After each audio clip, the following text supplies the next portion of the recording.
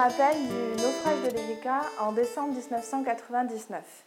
Il avait occasionné d'énormes dommages environnementaux, que ce soit sur la côte, au large, mais aussi avait détruit de nombreuses espèces d'oiseaux et occasionné d'énormes difficultés économiques pour les zones bretonnes, mais également sur l'ensemble du littoral atlantique.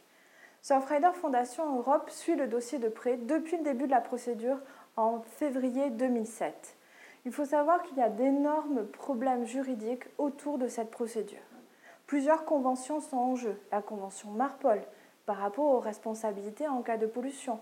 La convention Montego Bay par rapport à la compétence territoriale, c'est-à-dire quel juge doit juger de cette affaire. La France, l'Italie, qui est la nationalité de la société de classification, Malte, l'État du pavillon, qui doit juger. La question se pose encore devant le juge de cassation qui donnera un verdict en septembre 2012.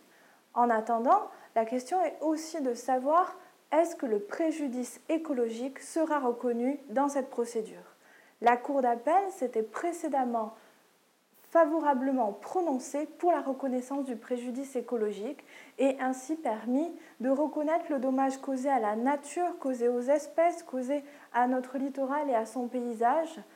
Mais là, la question reste encore en débat. Pour l'instant, nous n'avons pas de réponse à ces questions, mais d'autres risques sont encore émergents par rapport au transport maritime.